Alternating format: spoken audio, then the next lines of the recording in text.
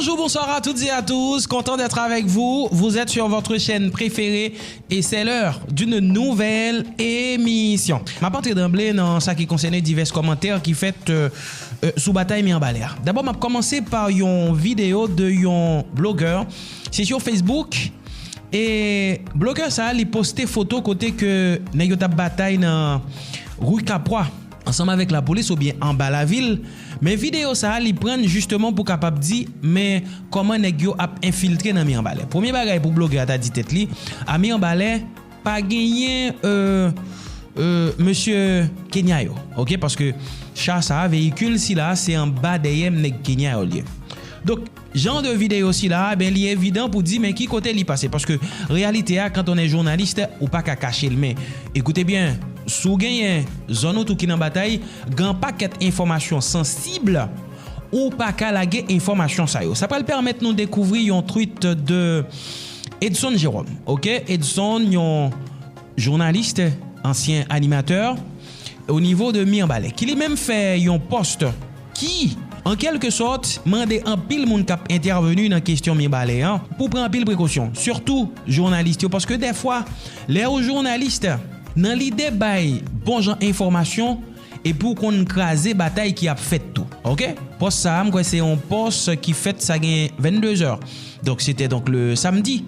Et bien pour dire attention, et gen bay k'ap passer dans ville là, faut que nous prend en pile précaution. Par exemple, il dit journaliste qui a informé sans vérifier, qui a filmé, par contre, si m'kali Edson, toute tactique la police là pour chercher views, qui a si mes confusion dans partager tout ça yo joindre ou alimenter réseau criminel qui a touyer peuple là. Politicien qui a cherché frame, qui a dénigré soldats qui a bataille, qui a dévoilé plan peuple là, qui a créé division pour nous chercher visibilité ou renforcer et stratégie gang yo.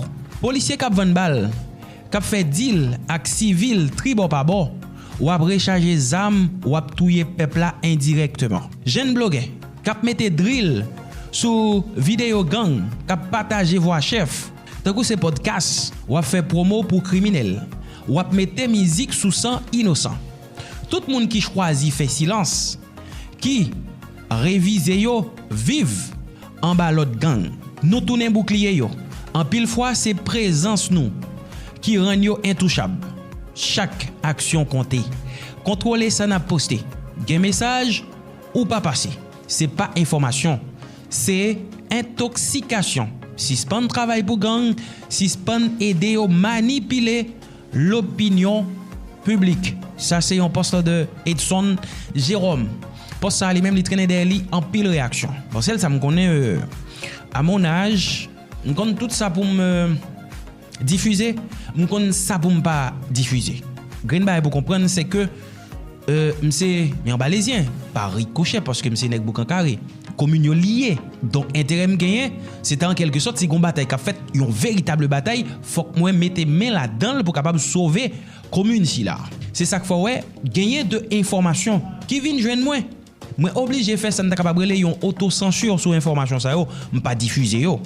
OK? Ça qui arrive, yon gang fait un dégât quelque part et puis image là les prend réseaux sociaux, c'est pas pour en quelque sorte faire propagande, mais c'est pour dire que comment situation est grave et si gon gens pour capable attaquer eh bien pour ta capable bon ligne dans genre d'attaque si là.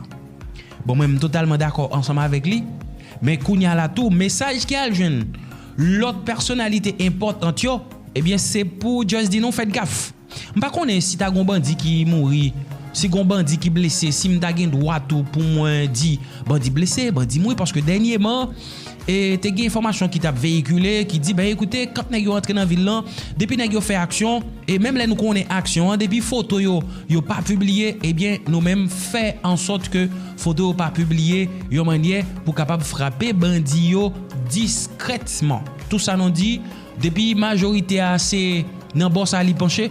Eh bien, pas ni problème, n'a frappé, mais qui t'aime dit non, d'après information qui arrive jeune moi, si nous permettre que moi partager information si là, c'est que gagne non chef de gang qui au même t'a frappé. OK?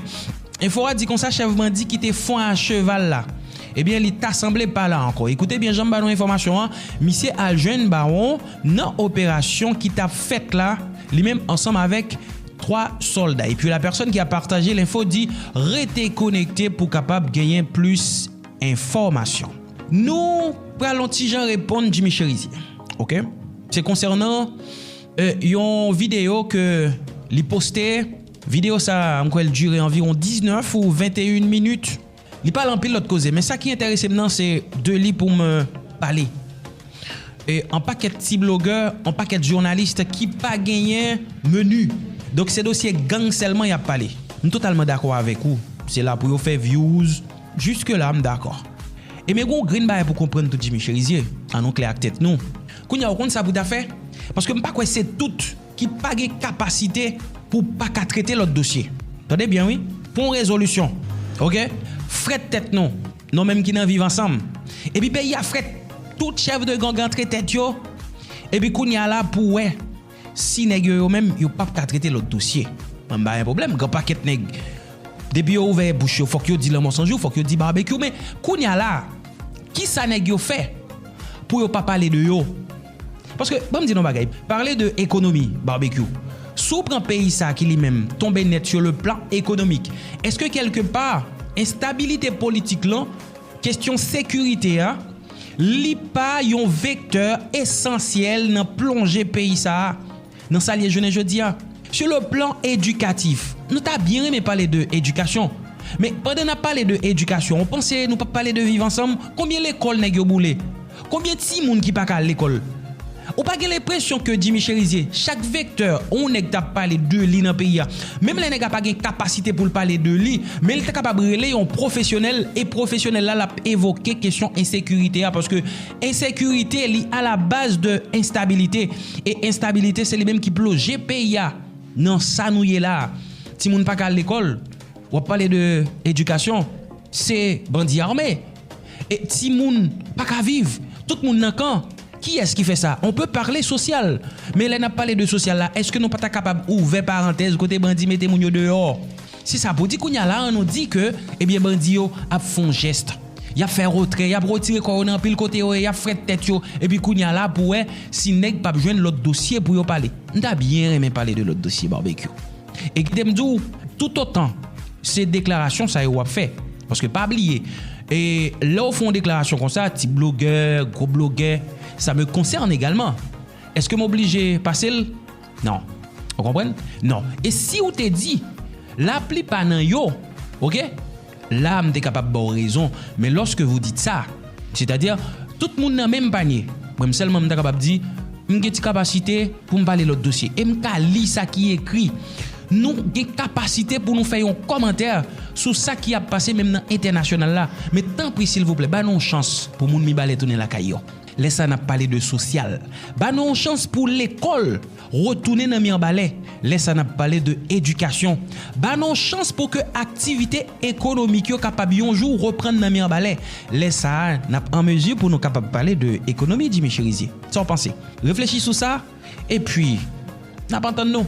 Dossier Donald Trump dans le pays États-Unis, n'a bien pour nous parler un peu plus tard ou demain sous cause de cela, mais d'abord on a traversé dans Proche-Orient côté situation vraiment difficile entre Israël et puis pays Iran.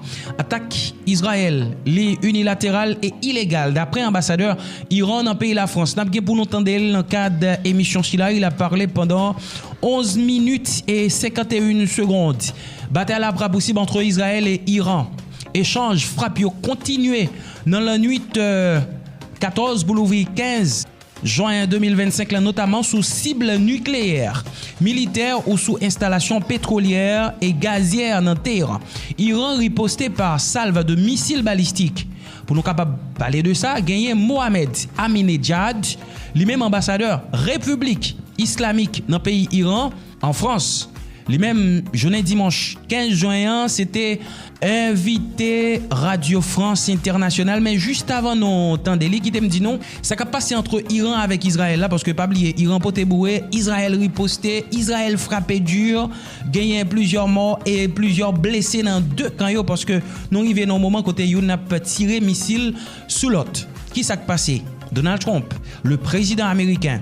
Jean-Li parlé, c'est comme quoi c'est un monde qui t'a campé derrière Israël. Gagné président français qui c'est Emmanuel Macron qui dit Iran fait gaffe. si vous traversez ligne rouge là, nous-mêmes la France, n'a pas capable de camper derrière Israël. Je pense que tout le monde est capable de parler sur question si là, mais la France descend très bas avec un monde qui président qui est Emmanuel Macron. Donc on pour qui ça?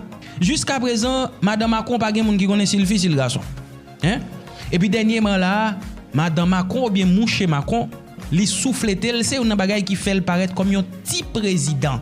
Et question en fait débat, ça te mette Macron mal à l'aise au point que pour la chercher des thèmes pour le capable dédiaboliser li dans la presse ou ça cap dit pas ni problème, tout le monde capable parler mais sauf la France. Mais écoutez, il y a un pile l'autre monde qui dans coin là qui dit si Israël joine des alliés, Jean moun sa yo dit ça et bien yo même y a poté bourré dans bataille. Gagné dirigeant nord-coréen qui c'est Kim Jong-un. Lui-même lui dit ben ça fait des années depuis parce qu'ils font photo avec un gros missile dans dol, il dit ça fait quelque temps là oui depuis Corée du Nord depuis 1953 il pas subi une attaque. Donc il envie poté bourré pour ils font attaque sous lui tout. Ça veut dire lui-même lui dit que la ranger col des pays Iran et qui prend la position là aussi. Qui position pays Venezuela? Venezuela lui-même par voie de Nicolas Maduro, li campé derrière Iran parce que gon bataille entre l'Occident avec Mounzaïo. Et Occident, on connaît qui est là-dedans.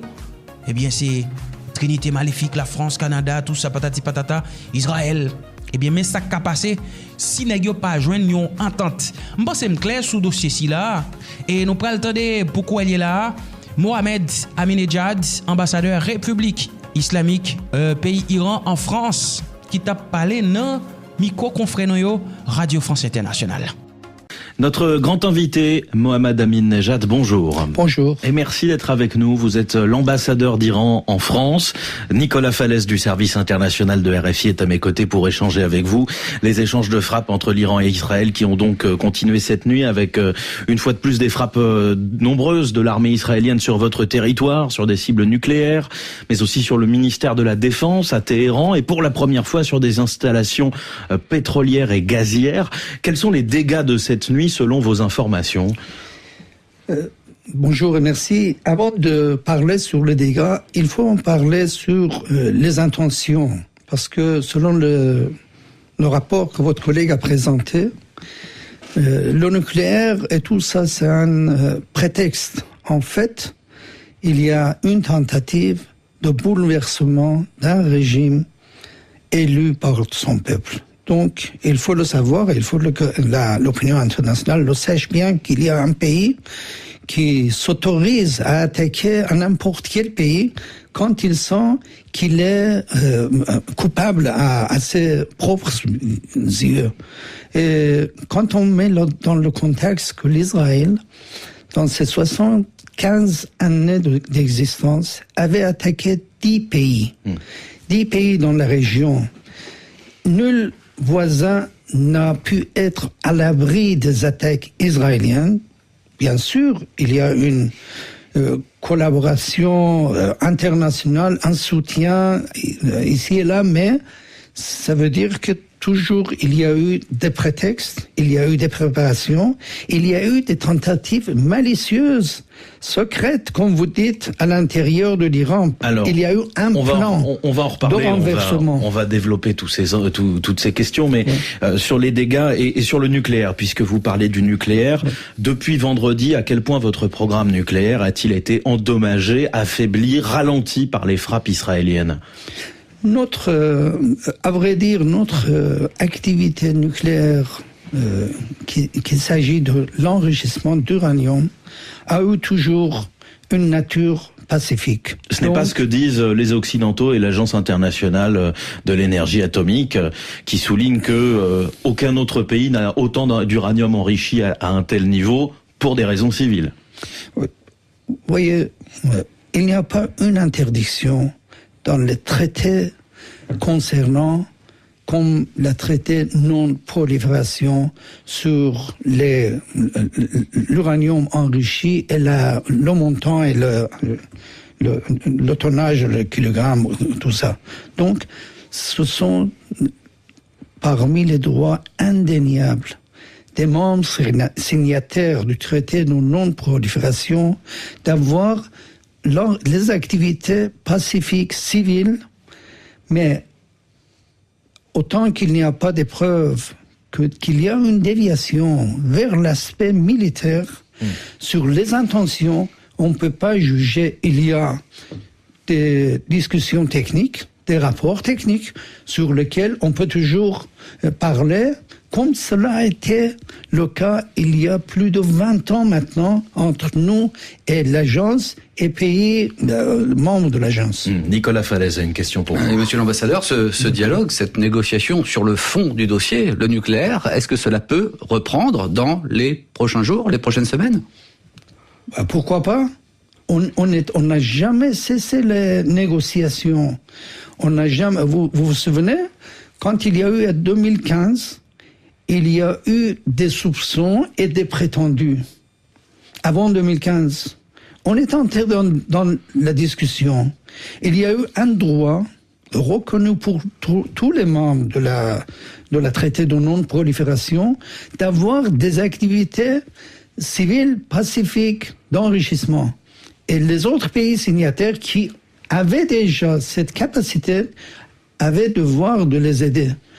À partir du moment, les Américains, entre nous et les Américains, on s'est mis d'accord sur une reconnaissance du droit des Iraniens d'avoir cet accès à cette science. À ce moment-là, on a commencé de coopérer avec Agence plus qu'avant, ce qui nous a vraiment blanchi toutes les accusations. Et puis après, dans cette circonstance-là, qu'on a signé un accord avec 5+1.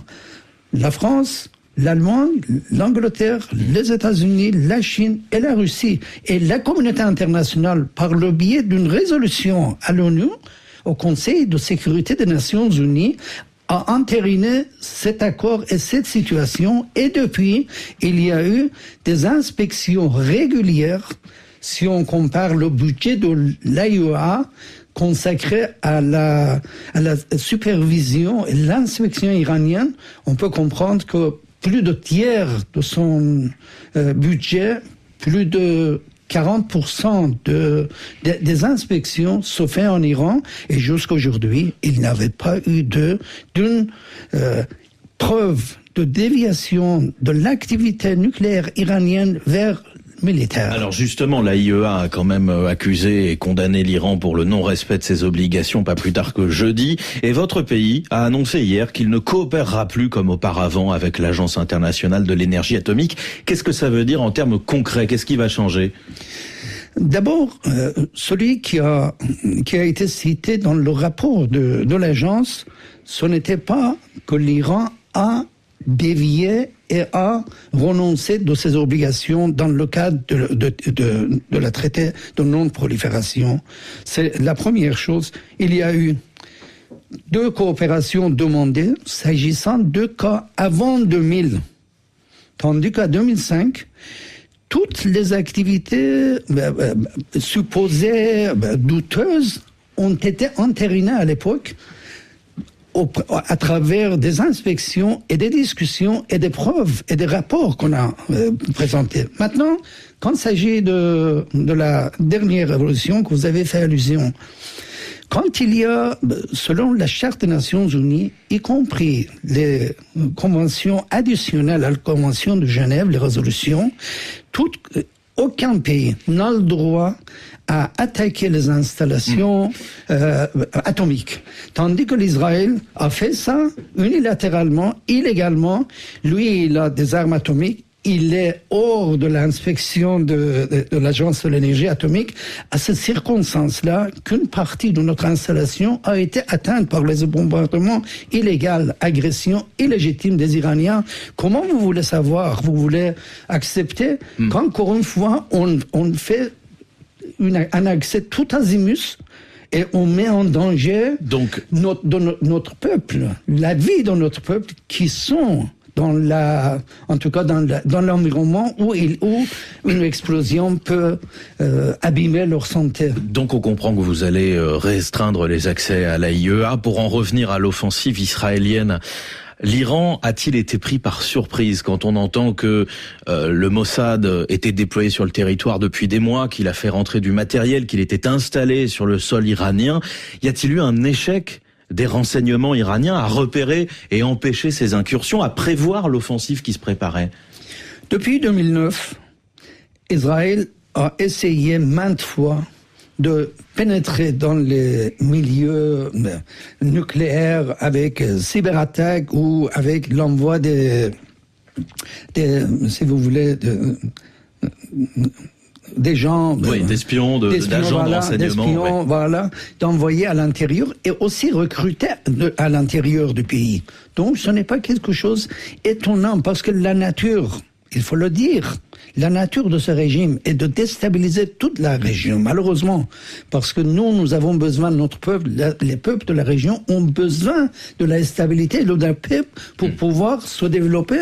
Nous ne voulons pas une guerre dans la région et nous souffrons plus que les autres par une guerre. Et puis nous avons attaqué pendant les 300 dernières années à n'importe quel pays voisin et autres. Mais Israël a attaqué 10 pays et il y a la liste, ça ne s'arrêtera pas là-bas, tout le monde sait, parce que de la mer à la rivière, il y en a beaucoup même au-delà. L'Iran, en tout cas, riposte pour l'instant. Combien de temps votre pays peut-il tenir face à un conflit d'une telle intensité, face à des frappes aussi fortes qui affaiblissent vos capacités militaires? Sur les conséquences et les dégâts, je ne peux pas me prononcer parce que je ne suis pas sur le terrain et je n'ai pas les informations. Mais l'Iran a-t-il encore les capacités de se défendre? Il faut le souvenir. Nous avions une révolution très jeune quand l'Irak nous a envahis. Et cela pendant 8 ans, à l'aide de tous les pouvoirs du monde à l'époque. Mais les Iraniens ont combattu avec le sang contre cette agression et à la fin du compte, ce sont eux qui ont réussi de vraiment de gagner et de ne pas permettre pour la première fois dans l'histoire qu'un centimètre de pays soit occupé ou soit enlevé de l'Iran. Donc, c'est le même sentiment, c'est la même décision et les Iraniens vont battre jusqu'au fin. Nicolas Falaise. Souffrez-vous aujourd'hui, l'Iran souffre-t-il aujourd'hui de l'affaiblissement de son réseau d'alliances dans la région avec l'effondrement militaire du Hezbollah l'année dernière, la chute du régime de Bachar el-Assad qui était l'un des alliés de l'Iran aux frontières d'Israël? Est-ce que l'Iran n'est pas finalement bien seul aujourd'hui dans cet épisode de confrontation militaire? Non, à vrai dire, l'Iran était toujours seul. Comme je vous ai dit, quand en 1980, la guerre a été imposée à l'Iran, à l'époque, il n'y a pas eu ni Bachar el-Assad de telle imagination, parce qu'on avait toujours des relations respectueuses avec le père Bachar el-Assad et avec son fils, mais on n'était pas un protecteur sans limite de ses actions, plutôt. Et puis, le Hezbollah n'était pas là à l'époque. Le Liban était occupé par Israël.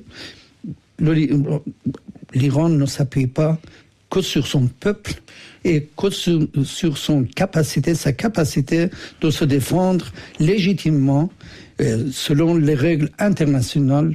Donc, on ne sent pas jamais affaibli ou que ça soit. Et voilà, c'est la fin de cette émission. Merci à vous toutes et à vous tous. N'oubliez pas, avant de partir, de vous abonner et d'activer la clochette de notification pour recevoir nos prochaines vidéos. À la prochaine!